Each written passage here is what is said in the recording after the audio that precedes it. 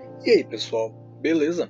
Aqui é o Rafael e hoje eu estou aqui de volta, dessa vez para apresentar a segunda aula sobre o conteúdo de base de microcontroladores. Nessa aula nós vamos aprender um pouco sobre sensores, atuadores, depois nós vamos ver um pouco sobre módulos e shields e para finalizar esse conteúdo eu trouxe alguns exemplos de projetos que podem ser feitos utilizando o Arduino. Beleza, vamos começar introduzindo o conceito de sensores. O que é um sensor? Bom, basicamente o sensor é um dispositivo que vai receber um estímulo e converter esse estímulo em um sinal elétrico. Vou dar um exemplo utilizando o sensor de temperatura. Nós temos uma variação de temperatura aqui no ambiente. Esse sensor vai ter uma reação a essa variação e vai converter em um sinal elétrico. De acordo com que essa temperatura varia, nosso sinal elétrico também vai variar. Bom, e agora eu trouxe alguns exemplos de sensores aqui, começando pelo sensor de umidade do solo. Como que vai funcionar esse sensor?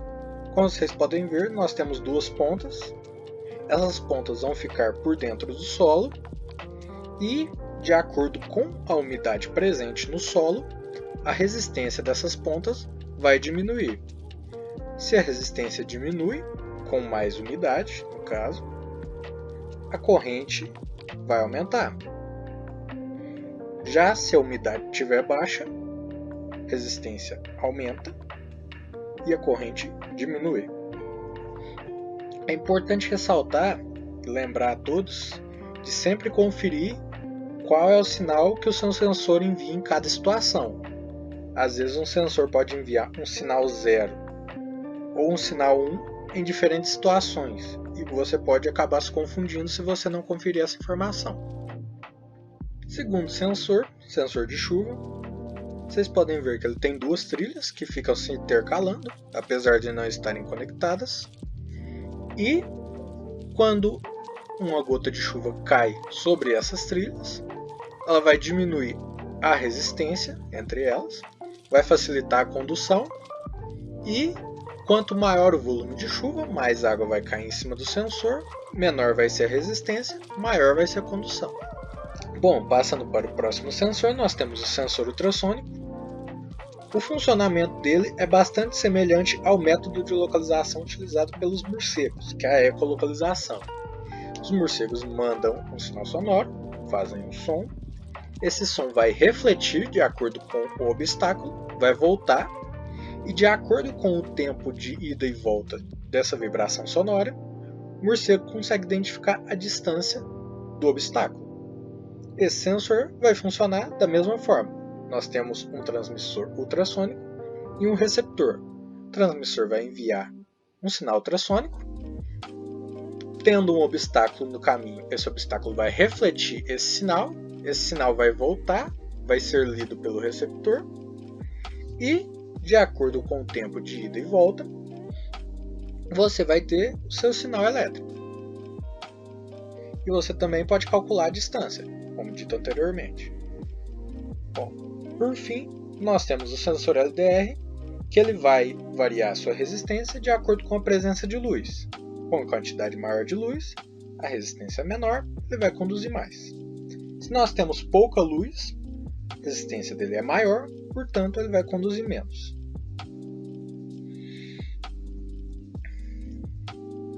Bom, passando agora para o conceito de atuador. O atuador, em conceito, é bastante parecido com o sensor, porém inverso. Enquanto o sensor recebe um estímulo e converte em um sinal elétrico, o atuador recebe um sinal elétrico e converte em um estímulo. E esse estímulo pode ser de várias naturezas, por exemplo, movimento, temperatura, luz, vibração, entre outros. Bom, novamente eu trouxe alguns exemplos, começando pelo servomotor. Como o próprio nome já diz, ele é um motor, porém a posição dele pode ser controlada. Você pode controlar a rotação dele. Então, caso você queira que ele pare em uma posição específica, com esse tipo de motor é possível fazer isso.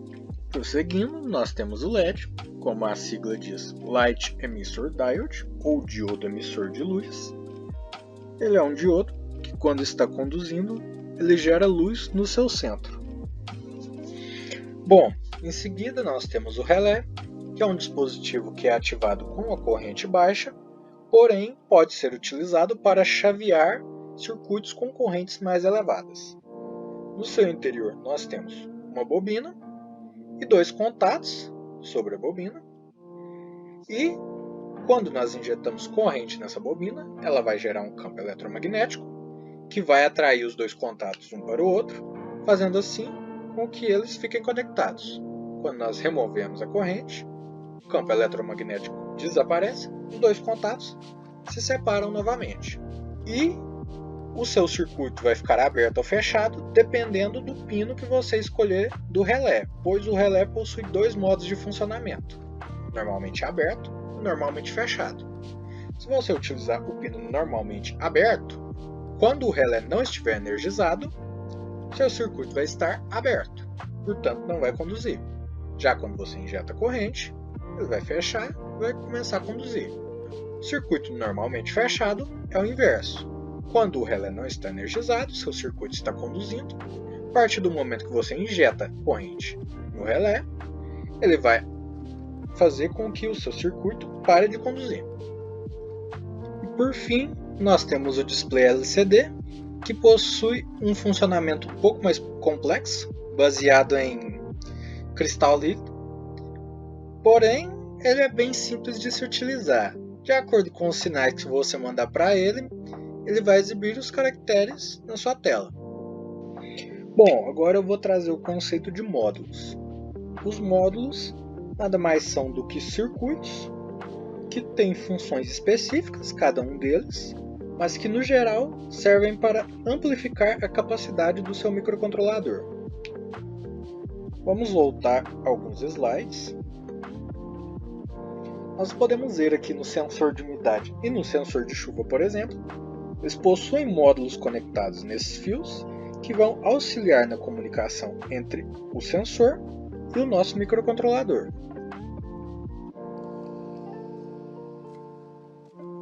Bom, começando pelo primeiro exemplo que eu trouxe, nós temos o sensor ultrassônico, que na verdade é um módulo, que ele possui diversos componentes ali, incluindo o transmissor e o receptor ultrassônico. E esses componentes em conjunto vão possibilitar com que nós possamos fazer a medida de distâncias. Passando para o próximo módulo, o módulo GSM, em conjunto com o chip, ele vai te permitir utilizar serviços de GSM e GPRS. São basicamente serviços de mensagem, chamada, acessibilidade à internet, entre outros serviços. Bom, por fim aqui nós temos o módulo relé. Esse módulo aqui no caso tem dois relés e ele possui todos os componentes necessários para que você possa ativar um relé. Facilitando assim a conexão, você vai precisar apenas conectar os pinos nos locais certos e utilizar seu relé facilmente com o Arduino.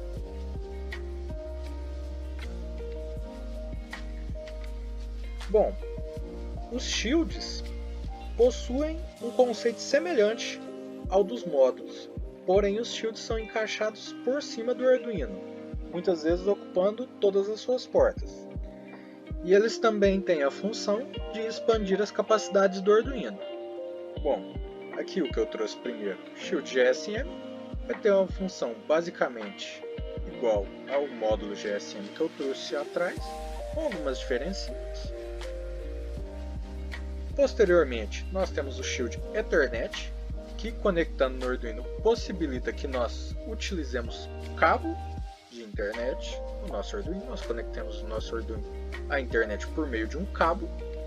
E ele possui uma vantagem que, apesar dele utilizar todas as portas do Arduino para conectar, ele repõe elas em cima, fazendo assim com que você não perca as suas portas. E aqui, por fim, nós temos um Shield Expansion, que na verdade é um shield para o Arduino Nano, que é um shield que vai expandir o número de portas que você vai poder utilizar com o Arduino Nano. Bom, agora que nós finalizamos o conteúdo, queria mostrar para vocês alguns projetos que a gente pode fazer utilizando o Arduino.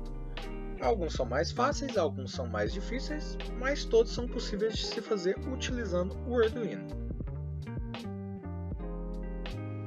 Bom, começando pelo primeiro projeto aqui, que nós podemos fazer, nós podemos automatizar o jogo do dinossauro do Google, fazendo assim com que ele se zere sozinho. Para isso, nós iremos precisar de um LDR, um servomotor e um Arduino. Bom, como nós podemos ver, esse jogo consiste basicamente em duas cores, preto e branco, o que facilita bastante a utilização do LDR nesse caso. O ambiente no geral é branco e os obstáculos são pretos. Então você vai configurar o LDR para sempre que ele detectar a falta de luz, no caso o obstáculo, ele mandar um sinal para o servomotor que vai apertar a tecla espaço, vai fazer o dinossauro pular. Assim, sempre que o seu obstáculo passar em frente ao sensor LDR, ele vai identificar, mandar um sinal para o servomotor vai apertar a tecla, o dinossauro vai pular a tempo. Fazendo isso, você pode automatizar o jogo e zerar ele.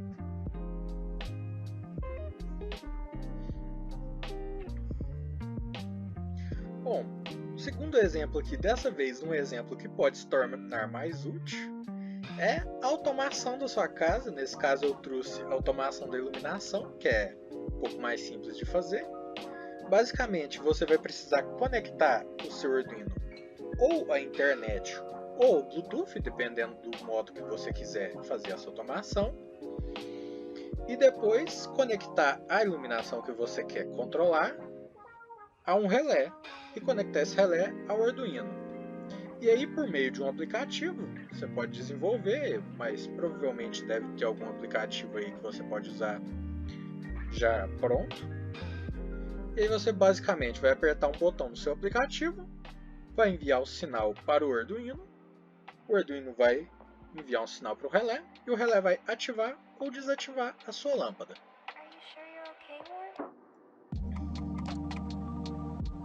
Bom, em terceiro lugar eu trouxe um projetinho interessante também, que é um robô.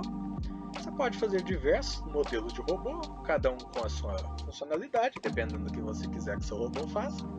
Esse aqui no caso vai ter 4 motores, cada um controlando uma roda. E nós temos um sensor ultrassônico na frente para identificar obstáculos. Então esse robô aqui vai basicamente andar e conseguir desviar dos obstáculos sozinho, de acordo com a programação. Vocês podem ver ali que, como o robô é mais compacto, ele está utilizando um Arduino Nano. E por fim aqui, nós temos uma impressora 3D, que é um projeto bem mais complexo do que os outros que eu trouxe anteriormente, porém, ele é completamente possível de fazer com o devido conhecimento sobre o Arduino, e é um projeto bastante útil. Pode até te render algum dinheiro, dependendo da sua utilização. Bom, o conteúdo de base de microcontroladores termina aqui. Eu espero que vocês tenham aprendido bastante, espero que vocês tenham gostado. E agora, vocês podem ir para o próximo conteúdo, que no caso é a utilização do Tinkercad, que o nosso apresentador será o Gustavo. E muito obrigado pela atenção de todos. Até mais!